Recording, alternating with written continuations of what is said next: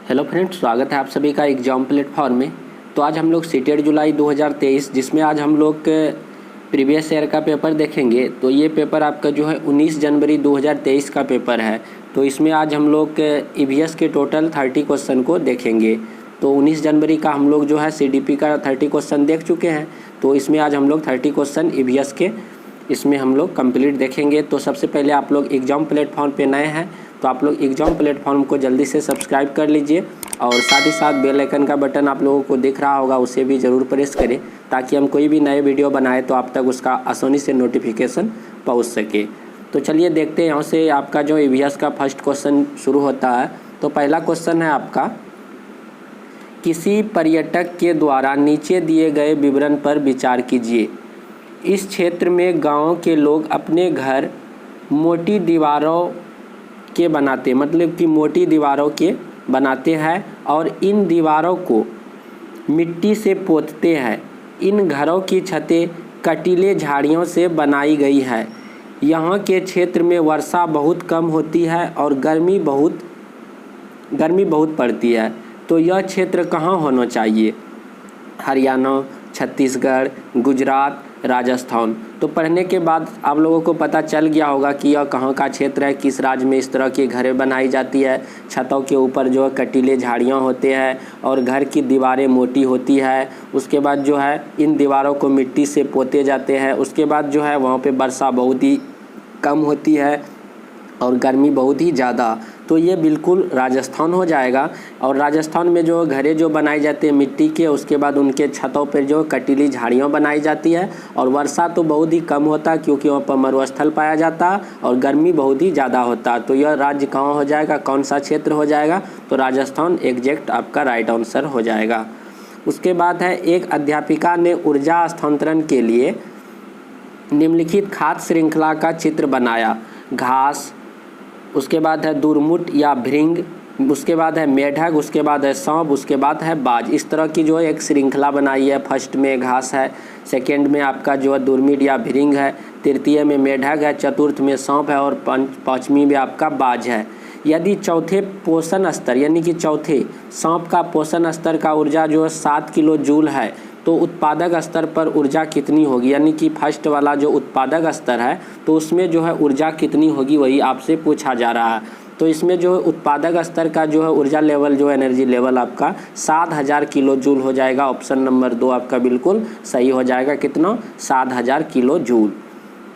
उसके बाद है आपका अगला क्वेश्चन, धारणीय विकास का लक्ष्य SDGs उत्तम स्वास्थ्य और शिक्षा पाने और समानता घटाने और आर्थिक वृद्धि को बढ़ाने के लिए अवश्य यानी कि संभावी है। तो निम्नलिखित में से लक्ष्य 5 किस पर केंद्रित है? तो आपको बताना है कि जो SDG है यानी कि धारणीय विकास लक्ष्य जो है उसमें उत्तम स्वास्थ्य और शिक्षा पाने और समानता घटाने और आर्थिक वृद्धि बढ़ाने के लिए किस चीज़, मतलब कि उनमें से निम्नलिखित में से 5 लक्ष्य पर निर्धारित है। तो आपको बताना है, जैसे है स्वच्छता, फर्स्ट ऑप्शन है स्वच्छ जल एवं स्वच्छता पर, सेकेंड है लिंग समानता पर, तीसरा है आपका उत्तम स्वास्थ्य और कल्याण पर, चौथा है आपका उत्तम शिक्षा पर। तो आपका राइट आंसर हो जाएगा ऑप्शन नंबर यानी कि लिंग समानता, यानी कि ऑप्शन नंबर 2 आपका बिल्कुल सही जवाब हो जाएगा। तो निम्नलिखित में से लक्ष्य 5 किस पर केंद्रित है? तो लिंग समानता पर केंद्रित है। तो ऑप्शन नंबर 2 आपका बिल्कुल सही जवाब हो जाएगा।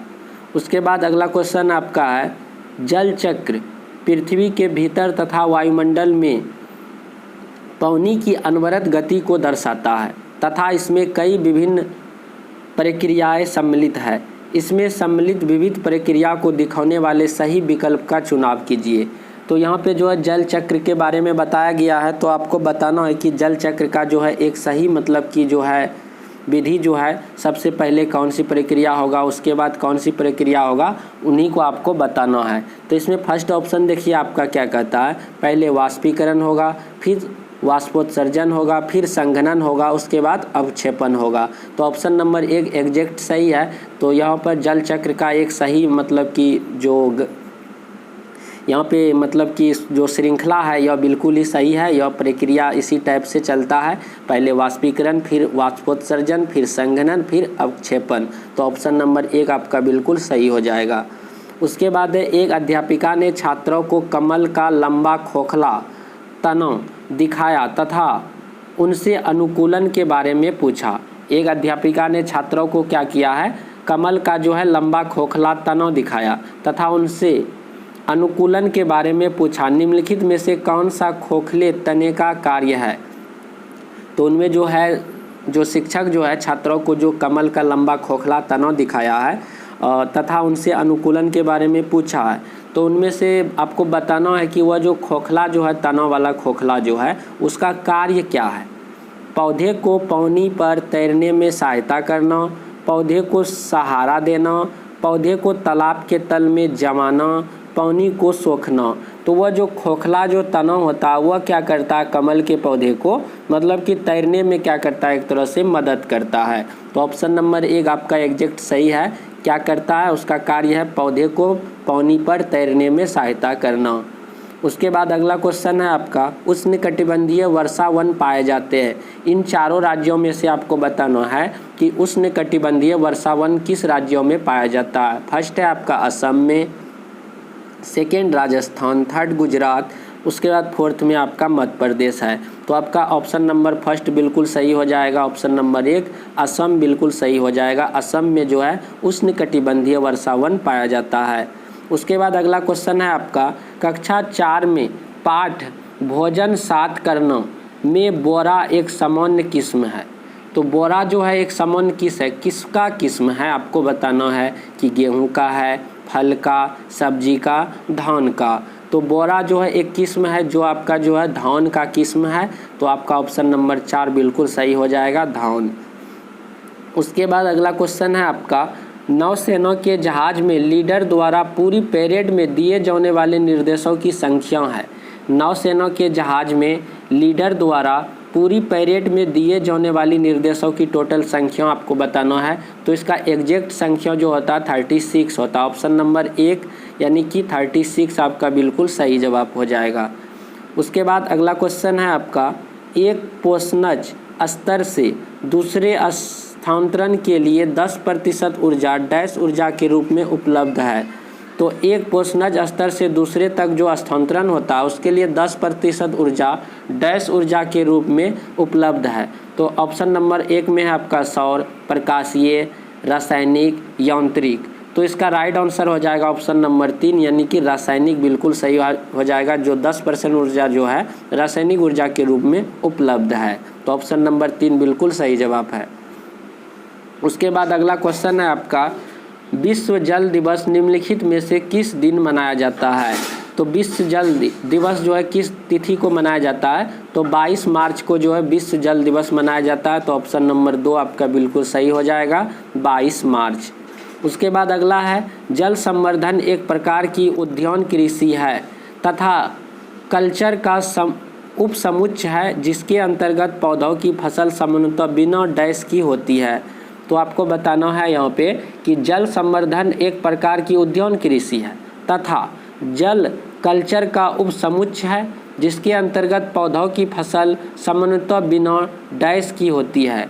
यानी कि जल संवर्धन इस प्रकार की मतलब कि कृषि होती है कि उसमें जो है किसी प्रकार का मिट्टी का क्या होता है, ज़रूरत नहीं पड़ता है। यानी कि बिना मिट्टी का पौधा उगाना, यानी कि जल में पौधे को उगाना, यानी कि आपका जो है राइट आंसर यहाँ पे मिट्टी या मृदा हो जाएगा। तो जल में जो पौधे को उगाया जाता है वह किसके बिना उगा सकते हैं हम लोग, तो मिट्टी के बिना उगा सकते हैं।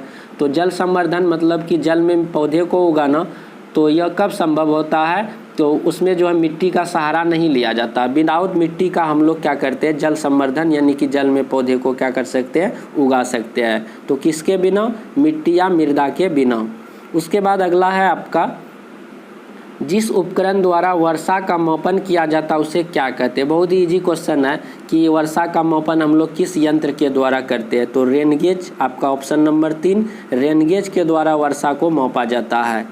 उसके बाद है पाठ रक्षा अधिकारी वाहिदा में भारतीय नौसेना में चिकित्सक वाहिदा संबंधित है। तो आपको बताना है जो रक्षा अधिकारी जो है वाहिदा, तो भारतीय नौसेना में एक चिकित्सक जो है तो वह किससे संबंधित है, किस राज्य से संबंधित है? लद्दाख से, हैदराबाद से, जम्मू कश्मीर से, हिमाचल प्रदेश से। तो आपका J&K यानी कि जम्मू कश्मीर से है। तो वाहिदा कहाँ से है? तो जम्मू कश्मीर से, जो कि नौसेना में एक चिकित्सक है तो वह जम्मू कश्मीर राज्य से है, यानी कि केंद्र शासित प्रदेश। उसके बाद है कोई पर्यटक किसी देश के विषय में अपने परीक्षणों का इस प्रकार वर्णन करता है। इस देश में पानी बहुमूल्य है, यहाँ न तो वर्षा होती है न ही नदियाँ, झील और तालाब ही, यहाँ ज़मीन के नीचे भी पानी नहीं, परंतु यहाँ की रेतीली ज़मीन के नीचे तेल ही तेल है, इसलिए यहाँ पेट्रोल आसानी से मिल जाता है। वास्तव में पेट्रोल पानी से सस्ता है। इस देश का नाम बताइए। तो वह देश आपको बताना है कि कौन सा देश है, इस तरह की उस देश की विशेषताएं हैं। तो आपको देश का नाम बताना है। तो अबू धाबी आपका ऑप्शन नंबर 2। तो यह एक ऐसा देश है जहाँ आपको जो है पानी से वही सस्ता आपको पेट्रोल मिल जाएगा। तो ऑप्शन नंबर 2 अबू धाबी आपका बिल्कुल सही जवाब हो जाएगा। भारत में बाघों की जनसंख्या आपको बताना है कि क्या है इन ऑप्शन के अनुसार। पिछले दशक में घट गई है, पिछले 12 वर्षों में लगभग दुगुनी हो गई है, लुप्त होने के कगार तक घट गई है, लगभग अस्थायी है किंतु अभी भी घट रही है। तो इनमें से कौन सा ऑप्शन सही होगा आपको बताना है। तो पिछले जो है 2 वर्षों में, यहाँ पे 12 वर्ष दे दिया है, तो पिछले जो है आपका जो है 2 वर्षों में लगभग जो है दुगुनी हो गई है। 2 वर्ष या 12 वर्ष क्या होगा, तो आप लोग कंप्लीट करके इसे जो है मतलब कमेंट में ज़रूर बताएंगे।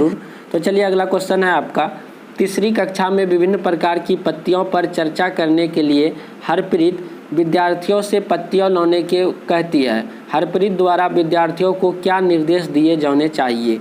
तो तीसरी कक्षा में विभिन्न प्रकार की पत्तियों पर चर्चा करनी है, जिसके लिए हरप्रीत जो है विद्यार्थियों से पत्तियां लाने के कहती है।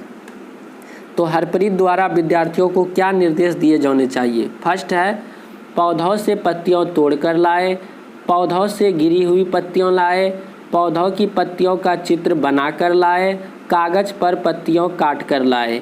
तो हरप्रीत जो है विद्यार्थियों को मतलब कि बताना चाहिए कि पौधे से जो गिरी हुई पत्तियां है उसे जो है ला मतलब कि विद्यालय में लाए, न कि लगे हुए पौधे जो कि पत्ती जो पौधे में लगे हुए हैं उसे तोड़कर लाना। तो बच्चे को निर्देश देना चाहिए कि जो पौधे से गिरी हुई पत्तियां हैं उसे लेकर के विद्यालय आए, ताकि उसके जो है प्रैक्टिकल कर सके। अगला क्वेश्चन है आपका। पर्यावरण अध्ययन की कक्षा 5वीं में साजिया एक मोमबत्ती जलाती है और उस पर गिलास ढक देती है, मोमबत्ती बुझ जाती है। वह अपने विद्यार्थियों से पूछती है कि मोमबत्ती क्यों बुझ गई? सुजाता जवाब देती है कि बंद जगह में वायु की अनुपस्थिति में दम घुटने से मोमबत्ती बुझ गई, जैसे बंद कमरे में हमारा दम घुटता है। साजिया को क्या करना चाहिए? तो इस तरह से क्वेश्चन है। उसके बाद साजिया को क्या करना चाहिए, तो इन चारों ऑप्शन में से आपको बताना है।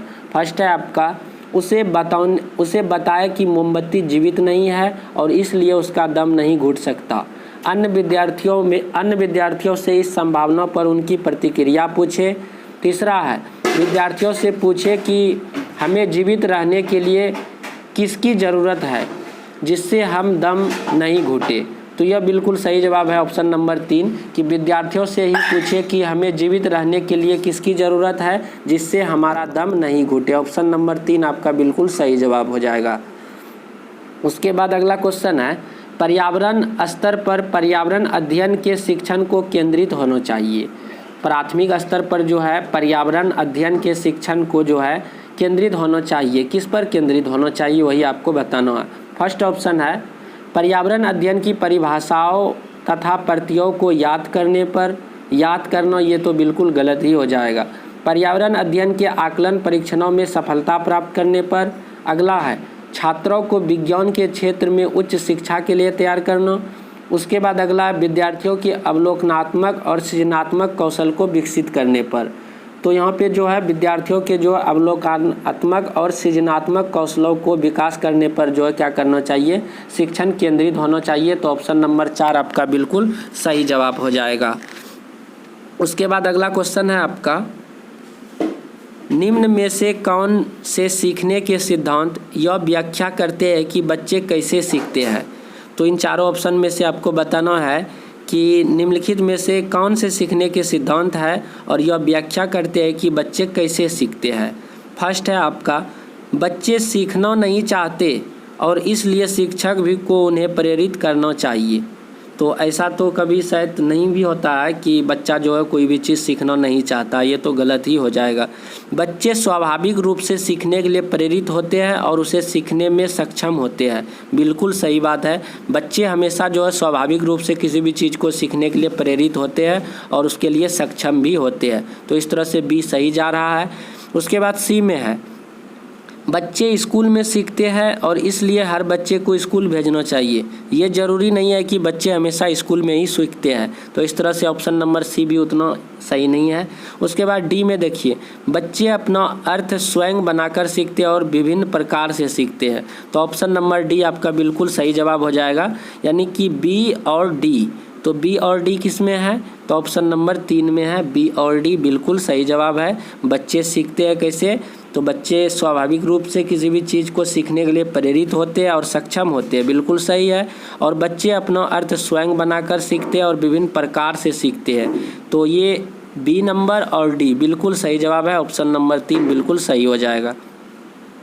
उसके बाद है, प्राथमिक स्तर पर विज्ञान एवं सामाजिक अध्ययन जैसे विषयों के स्थान पर पर्यावरण अध्ययन जैसा विषय क्यों प्रस्तुत किया जाता है। तो आपको बताना है कि प्राथमिक स्तर पर विज्ञान एवं सामाजिक अध्ययन जैसे विषयों के स्थान पर पर्यावरण अध्ययन जैसा विषय क्यों प्रस्तुत किया जाता है। फर्स्ट ऑप्शन है, बच्चों में पर्यावरण के प्रति जागरूकता विकसित करना जरूरी है। पर्यावरण बच्चों की वृद्धि एवं सीखने में महत्वपूर्ण भूमिका निभाता है। उसके बाद है आपका, पर्यावरण अध्ययन एकीकृत विषय है जो विज्ञान और सामाजिक अध्ययन को अंतर्दृष्टि प्रदान प्राप्त करता है। तो ये एग्जैक्ट उतना सही नहीं है, बट आपका ऑप्शन नंबर डी भी बिल्कुल सही है। तो ए, बी और डी यानी कि ऑप्शन नंबर 4 आपका बिल्कुल सही जवाब हो जाएगा। डी में क्या कहता है कि पर्यावरण अध्ययन बच्चों में उस पर्यावरण का एक समग्र दृष्टिकोण विकसित करता है जिसमें वह रहते हैं। यानी कि 3 ही ऑप्शन को लेना है। तो ए, बी, डी आपका ऑप्शन नंबर 4 बिल्कुल सही हो जाएगा। उसके बाद अगला है, प्राथमिक स्तर पर पर्यावरण अध्ययन एक विषय के रूप में एकीकृत है, इसका अर्थ है। तो प्राथमिक स्तर पर जो है पर्यावरण अध्ययन जो एक एकीकृत विषय है, इसका क्या अर्थ है। फर्स्ट है आपका, विज्ञान, सामाजिक विज्ञान तथा पर्यावरण शिक्षा के क्षेत्र का एकीकरण। तो बिल्कुल सही बात है, ऑप्शन नंबर 1। तो पर्यावरण अध्ययन एक एकीकृत विषय है। एकीकृत विषय का अर्थ हो गया कि उसमें बहुत सारे सब्जेक्ट जो है समाहित है। तो उनमें से कौन कौन सा सब्जेक्ट, विज्ञान भी है, सामाजिक विज्ञान भी है और पर्यावरण शिक्षा भी सम्मिलित है। तो इसीलिए इसे एकीकृत विषय कहा जाता है, किसे, पर्यावरण अध्ययन को। तो अगला क्वेश्चन है आपका, पर्यावरण अध्ययन किन 3 पर्यावरण अध्ययन सीखने के सिद्धांत पर आधारित है। फर्स्ट ऑप्शन है, पर्यावरण के रूप में सीखना, पर्यावरण के बारे में सीखना, पर्यावरण के माध्यम से सीखना, पर्यावरण के लिए सीखना। तो इनमें से ऑप्शन नंबर 2 जो है यानी कि बी और सी और डी, यानी कि बी, सी, डी ये तीनों जो है आपका राइट आंसर हो जाएगा। बी में क्या कहता है, पर्यावरण के बारे में सीखना, पर्यावरण के माध्यम से सीखना और पर्यावरण के लिए सीखना, ये 3 सिद्धांतों पर आधारित है। तो बी, सी, डी यानी कि ऑप्शन नंबर 2 आपका बिल्कुल सही जवाब हो जाएगा।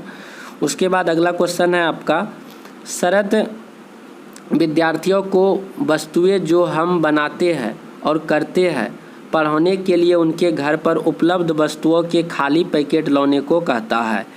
तो शरत जो है विद्यार्थियों को वस्तुएं जो हम बनाते हैं और करते हैं पढ़ाने के लिए उनके घर पर उपलब्ध वस्तुओं के खाली पैकेट लाने को कहता है।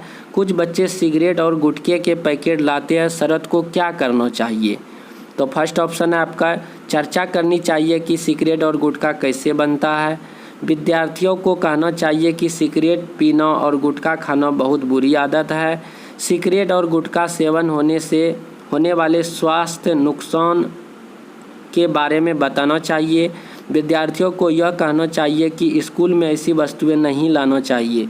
तो इनमें से आपको बताना है कि कौन सा ऑप्शन सही होगा।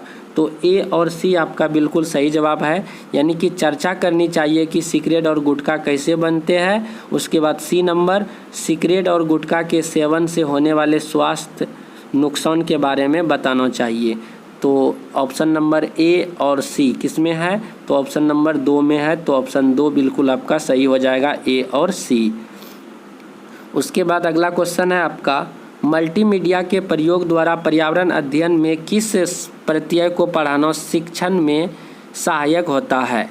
तो मल्टीमीडिया के माध्यम से जो है पर्यावरण अध्ययन को पढ़ाना जो है शिक्षण में सहायक होता है, क्योंकि तो आपको बताना है फर्स्ट में है प्रत्यय को पढ़ाना अधिक सुविधाजनक होता है, यह विद्यार्थी की इंद्रियों को सक्रिय रखता है, यह समय का प्रभावपूर्ण ढंग से उपयोग करता है, इसमें शिक्षक द्वारा बहुत सी तैयारी की आवश्यकता होती है। तो इनमें से बताना है कि कौन सा ऑप्शन आपका बिल्कुल सही है। तो बी और सी यानी कि ऑप्शन नंबर 3 आपका जो है एग्जैक्ट बिल्कुल सही जवाब है। तो बी और सी